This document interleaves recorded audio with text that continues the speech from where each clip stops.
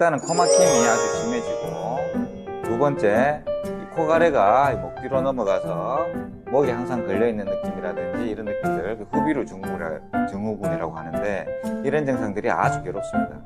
만성일 때는 묵직하고 이런 느낌들이 좀 자주 이렇게 생기게 됩니다.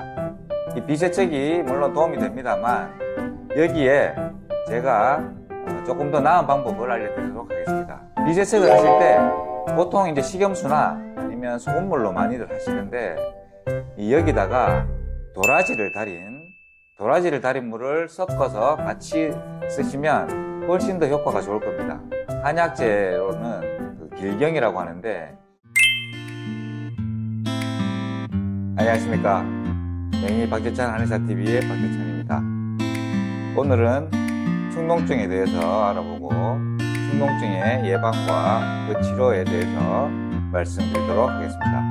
축농증이라고 하는 것은 우리 코 옆에 주위를 보면 이렇게 네 군데에 부비동이라고 하는 공기로 차있는 빈 공간이 있습니다.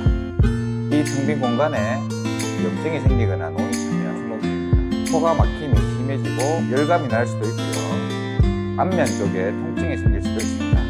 실제로 어떤 환자분들은 이 두통이 원인도 모르게 너무 오래 가고 이래서 뇌에 병변이 있나 이런 생각으로 MRI를 찍고 오시는 분들 있습니다. 그런 분들 중에는 이 두통이 너무 심해서 고개를 못 들고 이렇게 숙이고 오시는 분들도 있습니다. 지금까지 제가 말씀드렸던 증상들은 보통은 급성 축농증에 나타나는 증상들입니다. 급성이라 하면 처음에 이제 병이 발병되고 나서 생기는 그 초기 단계를 말하는 건데요. 우리가 이 증상들이 3개월 이상 지속된다든지 계속 재발을 한다면 만성 축농증으로 넘어가게 됩니다. 이 만성 축농증은 이 증상들이 계속 갈 수도 있고 증상이 없이 갈 수도 있습니다. 이 만성 축농증이 되었을 때는 증상들이 초기하고는 조금 달라지는데, 일단은 코 막힘이 아주 심해지고, 두 번째, 코가래가 목 뒤로 넘어가서 목에 항상 걸려있는 느낌이라든지 이런 느낌들, 후비루 증후군이라고 하는데, 이런 증상들이 아주 괴롭습니다. 세 번째, 두통이 급성과는 다르게 양상이 나타나는데요. 급성일 때는 아주 이렇게 강렬하게 통증이 순간적으로 있다면, 만성일 때는 묵직하고 이런 느낌들이 좀 자주 이렇게 생기게 됩니다. 자, 이 축농증 치료에 있어서 중요한 점은, 우리가 치료를 하다 보면 증상이 좋아지고 다 나았다 이렇게 생각하시는 분들이 많은데, 축농증은 절대로 그렇게 빨리 나을 수 있는 병이 아닙니다. 그래서 충분하다고 생각할 때까지 완전히 치료를 다 하는 것이 중요합니다. 축농증의 치료는 보통 급성일 경우에 병원에서 항생제 치료를 2주나 3주 정도 받게 됩니다. 이렇게 해서 좋아지는 경우도 많지만, 그 이후에 계속 낫지 않고 재발을 한다든지 계속 지속적으로 증상이 있을 때는 한의학적 치료가 아주 유용합니다.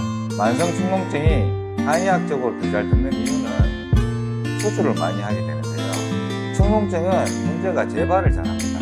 축농증 수술을 한다 해도 재발하는 경우가 많고, 그때마다 우리가 수술을 할 수도 없는 노릇입니다. 한의학적 원리는 우리가 옛날에 종기가 난다든지 뭐 이랬을 때 고약을 발랐던 기억들이 있을 겁니다.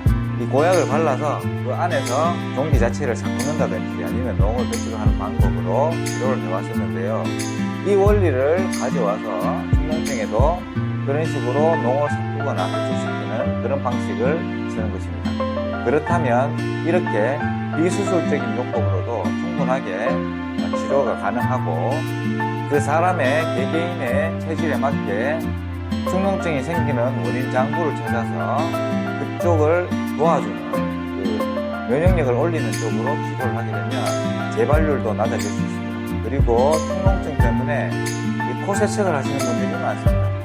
이 비세척이 물론 도움이 됩니다만, 여기에 제가 조금 더 나은 방법을 알려드리도록 하겠습니다. 비세척을 하실 때 보통 이제 식염수나 아니면 소금물로 많이들 쓰시는데, 여기다가 도라지를 달인 물을 섞어서 같이 쓰시면 훨씬 더 효과가 좋을 겁니다.